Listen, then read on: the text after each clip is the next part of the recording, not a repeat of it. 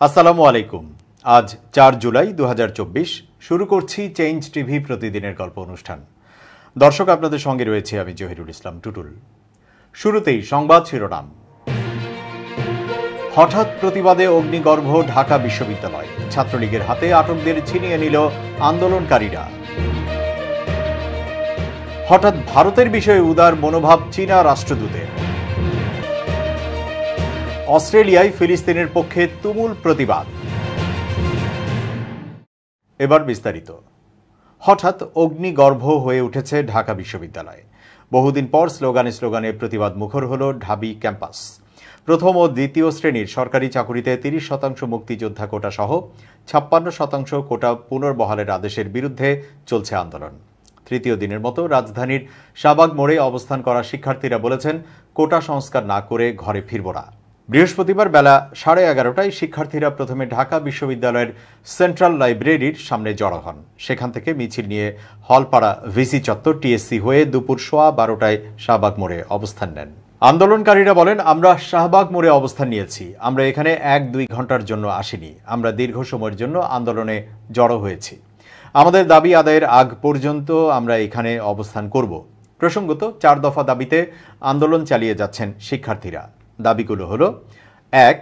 2018 সালে ঘোষিত সরকারি চাকুরিতে কোটা পদ্ধতি বাতিল ও মেধা ভিত্তিক নিয়োগের পরিপত্র বহাল রাখা। 2. পরিপত্র বহাল সাপেক্ষে কমিশন গঠনপূর্বক দ্রুত সময়ের মধ্যে সরকারি চাকুরির সব গ্রেডে অযৌক্তিক ও বৈষম্যমূলক কোটা বাদ দেওয়া, সুবিধাবঞ্চিত ও প্রতিবন্ধী ব্যতীত। 3. সরকারি চাকুরির নিয়োগ পরীক্ষায় কোটা সুবিধা একাধিকবার ব্যবহার করা যাবে না এবং কোটায় যোগ্য প্রার্থী না পাওয়া গেলে শূন্য পদগুলোতে মেধা অনুযায়ী নিয়োগ দেওয়া। এবং 4. দুর্নীতিমুক্ত নিরপেক্ষ মেধাভিত্তিক আমলাতন্ত্র নিশ্চিত করতে কার্যকর ব্যবস্থা গ্রহণ করা। এদিকে ছাত্রলীগের মুখোমুখি হল কোটা বিরোধীরা। সংঘর্ষের আশঙ্কা থাকলে শেষ পর্যন্ত তা হয়নি। পিছু হটেছে ছাত্র সংগঠনটি। কোটা বিরোধী আন্দোলনে না যাওয়ার জন্য সূর্য সেন হলগেটে তালা দেয় হল ছাত্রলীগের পদপ্রার্থী নেতারা। বৃহস্পতিবার সকাল 10:30টায় কোটা বিরোধী আন্দোলনকারীরা হল থেকে বের হচ্ছিল। এ সময় হল ছাত্রলীগের নেতাকর্মীরা হলের মূল ফটকে তালা দেয়। নাম প্রকাশে অনিচ্ছুক কয়েকজন শিক্ষার্থী বলেন, আমরা হল থেকে কোটা বিরোধী আন্দোলনে যোগ দিতে বের হচ্ছিলাম। তখন হল ছাত্রলীগের ক্যান্ডিডেটরা আমাদের বের হতে বাধা দেয়। তারা হলের গেটে তালা লাগিয়ে দেয়।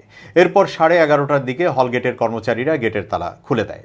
তারপর থেকে আন্দোলনকারী শিক্ষার্থীরা বের হতে শুরু করে।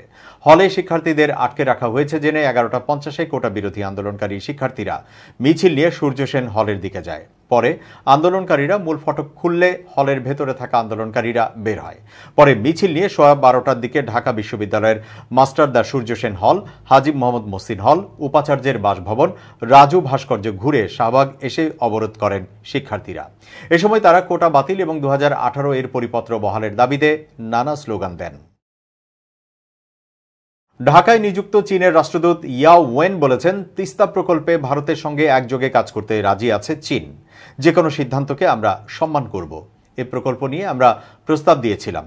এখনও আমরা বাংলাদেশের সিদ্ধান্তের অপেক্ষায় আছি। বৃহস্পতিবার কূটনীতিক সাংবাদিকদের সংগঠন ডিক্যাব আয়োজিত এক আলোচনা সভায় তিনি এসব কথা বলেন। ইয়াও ওয়েন বলেন, বাংলাদেশের পক্ষ থেকে তিস্তা নিয়ে সম্ভাব্যতা যাচাইয়ের প্রস্তাব দেওয়া হয়েছিল। আমরা সেটা সম্পন্ন করি। যে পক্ষই এই প্রকল্পে কাজ করুক, দ্রুত শেষ হোক সেটা আমরা চাই। উত্তরের সমস্যার দ্রুত সমাধান হোক সেটা আমরা চাই। আর তিস্তা মহাপরিকল্পনা প্রকল্পে ভারতের সঙ্গে একযোগে কাজ করতে রাজি আছে চীন। রোহিঙ্গা প্রত্যাবাসন নিয়ে তিনি বলেন, মিয়ানমারের যুদ্ধ থামাতে বিভিন্ন পক্ষের সঙ্গে কথা বলছে চীন, যা রোহিঙ্গা প্রত্যাবাসনের পথ উন্মুক্ত করবে।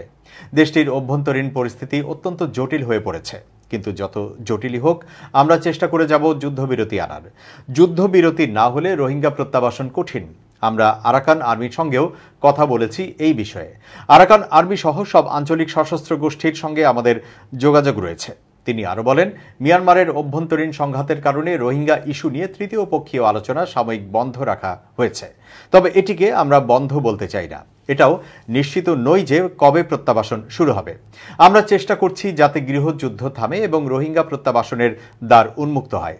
চীনের রাষ্ট্রদূত বলেন, প্রধানমন্ত্রীর চীন সফরে এদেশের অবকাঠামো উন্নয়ন, বিনিয়োগ বৃদ্ধি, বাণিজ্য সম্প্রসারণ, কৃষি সহযোগিতা, free trade agreement, digital economy, শিক্ষা, গণমাধ্যমের সঙ্গে সহযোগিতা নিয়ে আলোচনা হবে। এছাড়াও দুই দেশের জনগণের মধ্যে সংযোগ বৃদ্ধির বিষয়ে আলোচনা হবে। আবার রোহিঙ্গা সংকট আলোচনায় বিশেষ গুরুত্ব পাবে। তিনি আরও বলেন, বাংলাদেশকে উদীয়মান অর্থনীতির দেশ হিসেবে দেখে চীন। এই ধারাবাহিকতায় উন্নয়ন চলতে থাকলে আগামী 5 বছরের মধ্যে বাংলাদেশের মাথাপিছু আয় হবে $4,000। আন্তর্জাতিক নানা ইস্যুতে বাংলাদেশ ও চীনের দৃষ্টিভঙ্গি একই, ফলে আমাদের সম্পর্কের একটি কমন জায়গা রয়েছে। এবার পাকিস্তানের খবর। দেশের গোপন তথ্য পাচার করা সহ বেশ কয়েকটি মামলায় কারাভোগ করছেন পাকিস্তানের সাবেক প্রধানমন্ত্রী ও পাকিস্তান তেহরিকে ইনসাফ পিটিআই এর প্রতিষ্ঠাতা ইমরান খান। জানিয়ে দেশটিতে চলছে চাপা উত্তেজনা। এই অবস্থায় ইমরান খান ইস্যুর ইতিবাচক সমাধানের আশাবাদ ব্যক্ত করেছেন জাতিসংঘের মহাসচিব অ্যান্থনিও গুতেরেসের মুখপাত্র স্টিফেন ডুজারিক। দৈনিক প্রেস ব্রিফিংয়ের সময় মঙ্গলবার ইমরান খান ইস্যু নিয়ে প্রশ্ন তোলা হলে তিনি বলেন, আমরা বর্তমান রাজনৈতিক পরিস্থিতি দেখতে চাই। জনাব ইমরান খানের বর্তমান পরিস্থিতি আরও ইতিবাচক উপায়ে সমাধান হোক, সেটা চাই। গত বছরের আগস্ট থেকে কারাগারে রয়েছেন ইমরান খান। ফেব্রুয়ারিতে একটি জাতীয় নির্বাচনের আগে কিছু মামলায় দোষী সাব্যস্ত করা হয় তাকে। সাম্প্রতিক সময়ে রাষ্ট্রীয় উপহারের অবৈধ অধিগ্রহণ ও বিক্রয়ের সাথে জড়িত দুটি মামলায় ইমরান খানের কারাদণ্ড স্থগিত করেছে আদালত। এছাড়াও রাষ্ট্রীয় গোপনীয়তা ফাঁস করার অভিযোগে তার দোষী সাব্যস্ততা বাতিল করেছে। এ ব্যাপারে অবশ্য পিটিআইয়ের অন্যান্য রাজনীতিবিদরা বরাবরই বলে আসছে, তাদের দলকে ব্যর্থ করার জন্য রাজনৈতিকভাবে উদ্দেশ্য প্রণোদিত হয়ে ইমরান খানকে জেল হাজতে রাখা হয়েছে। পাকিস্তানের নির্বিচারে আটকের বিষয়ে জেনেভা ভিত্তিক জাতিসংঘের একটি গ্রুপ বলছে, এর একটি উপযুক্ত প্রতিকার হবে মিস্টার খানকে অবিলম্বে মুক্তি দেওয়া এবং আন্তর্জাতিক আইন অনুসারে তাকে ক্ষতিপূরণ এবং অন্যান্য ক্ষতিপূরণের একটি কার্যকর অধিকার প্রদান করা। এবার খুব জরুরি 1 মিনিট, জানাচ্ছেন ইউনেস্কো ক্লাব পুরস্কার বিজয়ী সাংবাদিক আমিরুল মোমিনিন মানিক। খুব জরুরি 1 মিনিটে প্রত্যেককে আমন্ত্রণ। প্রিয় বন্ধুরা, মানুষের গুরুত্বপূর্ণ একটা বিষয় হচ্ছে কমন সেন্স, মানে কোথায় কি করবেন, কোথায় কি বলবেন, কিভাবে আচরণ করবেন, এই বিষয়গুলোর উপর নির্ভর করে কমন সেন্স। আপনার মধ্যে যদি কমন সেন্স না থাকে, তাহলে আমরা যে প্রতিনিয়ত মানুষ হওয়ার চেষ্টা করছি তা একেবারেই ব্যর্থ। অর্থাৎ কোথায় হাঁচি দেবেন, কোথায় জোরে কথা বলবেন, কোথায় কিভাবে কি করবেন, সেই বিষয়টাই হচ্ছে কমন সেন্স। প্রিয় বন্ধুরা, আমরা অনেক সময়ই লিফটের একদম সামনে দাঁড়াই লিফটে ওঠার জন্যে, ফলে যারা লিফট থেকে নামে তাদের সঙ্গে আমাদের একটা সংঘর্ষের মতো অবস্থা তৈরি হয়। অথচ কমন সেন্স হচ্ছে লিফটের দরজার জায়গাটুকু ফাঁকা রেখে পাশে দাঁড়ানো। এভাবে জীবনের প্রতিনিয়ত কমন সেন্সগুলো আমরা ভুলে যাই। আসুন আজ থেকে প্রত্যেকটা কমন সেন্সের বিষয়ে সচেতন থাকি। ভালো থাকবেন, শুভেচ্ছা নিরন্তর। অস্ট্রেলিয়ার ক্যানবেরায় পার্লামেন্ট ভবনের দেয়াল বেয়ে ছাদে উঠে যান 4 জন ফিলিস্তিনপন্থী বিক্ষোভকারী। সেখানে তারা ইসরায়েলি দখলদারদের হাত থেকে ফিলিস্তিনকে মুক্ত করার দাবি জানিয়ে বেশ কয়েকটি ব্যানার টাঙিয়ে দেন। এ সময় তারা ফিলিস্তিনের পক্ষে স্লোগান দিতে থাকেন, নদী থেকে সমুদ্র, ফিলিস্তিন স্বাধীন হবে, চুরি করা জমিতে কোনো শান্তি নেই। খবর আল জাজিরার। দেশটির পার্লামেন্টেও বৃহস্পতিবার এই বিক্ষোভের রেশ লাগে। একজন মুসলিম সিনেটর ফিলিস্তিনকে স্বাধীন রাষ্ট্র হিসেবে স্বীকৃতি দেওয়ার পক্ষে অস্ট্রেলিয়াকে ভোট দেওয়ার আহ্বান জানান। রেনেগেড অ্যাক্টিভিস্ট গ্রুপের 4 জন সদস্য প্রায় 1 ঘন্টা পার্লামেন্ট ভবনের ছাদে দাঁড়িয়েছিলেন। বেশ কয়েকটি বড় কালো ও সাদা ব্যানার নিয়েছিলেন তারা। বিক্ষোভকারীদের মধ্যে একজন একটি মেগাফোন ব্যবহার করে বক্তৃতা দিচ্ছিলেন।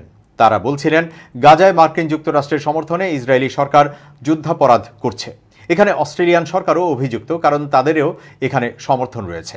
বিক্ষোভকারীরা চিৎকার করে বলেন, আমরা অস্ট্রেলিয়ান সরকারের কাছে ঘোষণা করছি যে আমরা মার্কিন সাম্রাজ্যবাদী, আধিপত্যবাদী এবং পুঁজিবাদী স্বার্থের মুখোশ উন্মোচন এবং প্রতিরোধ চালিয়ে যাব এবং প্রয়োজনে নিজেদেরকে উৎসর্গ করব।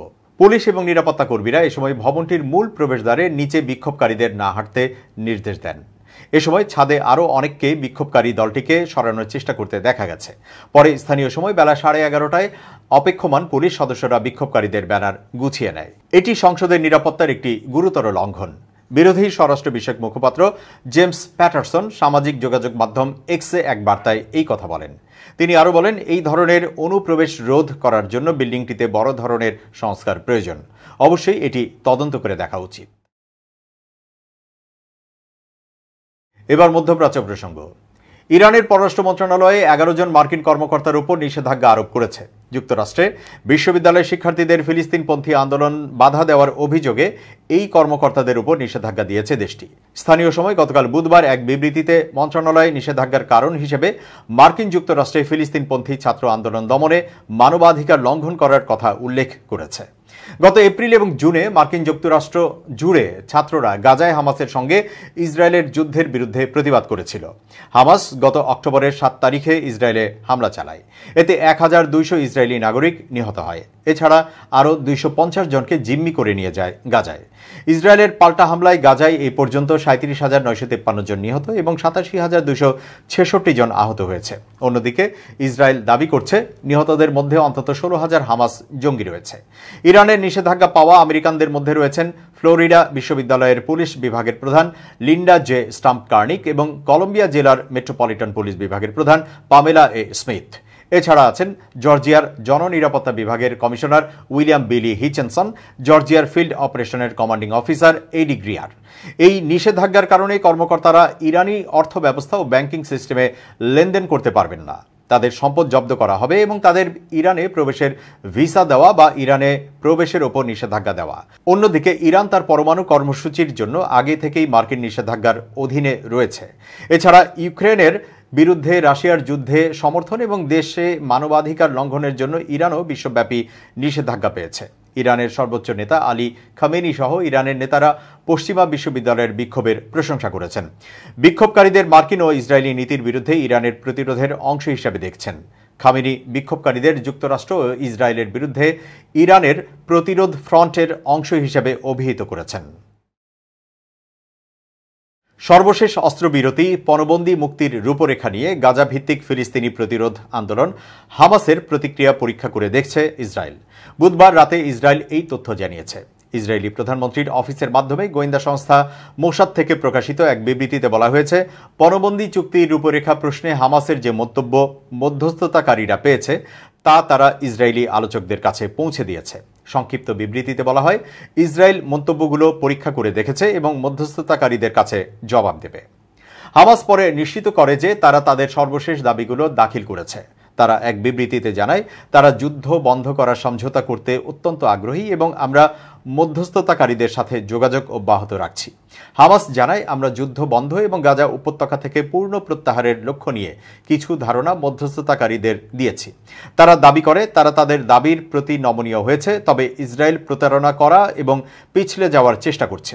পরে কাতার ভিত্তিক হামাসের পলিট ব্যুরোর নেতা ইসমাইল হানিয়া কাতার ও মিশরের মধ্যস্থতাকারীদের সাথে ধারণাগুলো নিয়ে কথা বলেন। এতে বলা হয়, সাম্প্রতিক ঘটনা প্রবাহ নিয়ে তারা তুর্কি কর্মকর্তাদের সাথেও আলোচনা করেছে। হামাস জানায়, চলমান প্রস্তাবগুলোর বিষয়বস্তু নিয়ে হামাস ইতিবাচক রয়েছে। গাজায় যুদ্ধ বন্ধ এবং এখনও রয়ে যাওয়া 116 জন বন্দীকে উদ্ধারের জন্য 6 মাসের বেশি সময় ধরে আলোচনা চললেও এখন পর্যন্ত কোনো সাফল্য আসেনি। বর্তমানে যে সূত্র ধরে শান্তি আলোচনা চলছে তা মার্কিন প্রেসিডেন্ট জো বাইডেন মে মাসের শেষ দিকে উত্থাপন করেছিলেন। এটি ইসরায়েলের প্রস্তাব বলেই জানানো হয়েছিল। হামাস এই প্রস্তাবকে ইতিবাচক বলে অভিহিত করলেও ইসরায়েল তা গ্রহণ করার কথা আনুষ্ঠানিকভাবে জানায়নি। ইসরায়েলের এক কর্মকর্তা জানান, হামাসের সর্বশেষ প্রস্তাবে ইসরায়েলি প্রস্তাবের ধারা 8 ও 14 নিয়ে মতবিরোধ অনেকটা কমিয়ে আনবে। ধারা দুটি প্রথম ধাপের 6 সপ্তাহের যুদ্ধবিরতি এবং প্রথম ও দ্বিতীয় ধাপের মধ্যকার আলোচনা সংশ্লিষ্ট। ইসরায়েল বলে আসছে, চুক্তিতে এমন কিছু থাকতে হবে যাতে করে তারা ইচ্ছা করলেই গাজায় হামাসের বিরুদ্ধে আবার লড়াই শুরু করতে পারবে। আর হামাস এমন নিশ্চয়তা চাচ্ছে যে একবার দুই পক্ষ প্রাথমিক 6 সপ্তাহের যুদ্ধবিরতিতে রাজি হলে আর যুদ্ধ শুরু করা যাবে না। এই প্রেক্ষাপটে ইসরায়েল এখন পরবর্তী দফার আলোচনা শুরু করবে কিনা তা তাদের উপরই নির্ভর করছে। তবে ইসরায়েল তাদের কর্মকর্তাদের আলোচনা শুরু করতে বললেও চুক্তি হতে কয়েক সপ্তাহ লেগে যেতে পারে। এদিকে এক সিনিয়র ইসরায়েলি কর্মকর্তা বলছেন, হামাসের সর্বশেষ প্রস্তাবটি আগেরগুলোর চেয়ে ভালো হলেও হামাস এখনও স্থায়ী যুদ্ধবিরতিতে অটল রয়েছে, আর তা মেনে নেওয়া ইসরায়েলের পক্ষে সম্ভব হবে না। তাছাড়া প্রধানমন্ত্রী বেনিয়ামিন নেতানিয়াহু চান না স্থায়ী যুদ্ধবিরতি। এমনকি হামাসের সর্বশেষ প্রস্তাবটি প্রাপ্তির কথা স্বীকার করতেই প্রধানমন্ত্রীর অফিস কয়েক ঘন্টা দেরি করেছে। এদিকে নিউ ইয়র্ক টাইমসে প্রকাশিত এক প্রতিবেদনে বলা হয়েছে, ইসরায়েলি সামরিক বাহিনীর 2 শীর্ষ জেনারেল বিশ্বাস করেন যে অবশিষ্ট পণবন্দীদের মুক্তির জন্য স্থায়ী যুদ্ধবিরতি সর্বোত্তম পন্থা। তারা অবশ্য তাদের পরিচয় প্রকাশ করেননি। দর্শক, শেষ করছি প্রতিদিনের গল্পের আজকের গল্প changetv.press, বাংলাদেশের ইউটিউব জার্নালিজমের অগ্রদূত। ভিজিট করুন এর ওয়েবসাইট www.changetv.press, youtube.com/changetvpress এবং সাবস্ক্রাইব করুন চ্যানেলটি। নিয়মিত লাইক, কমেন্ট ও শেয়ার করে আপডেট রাখুন নিজেকে। ভালো থাকুন, নিরাপদে থাকুন। শুভেচ্ছা নিরন্তর।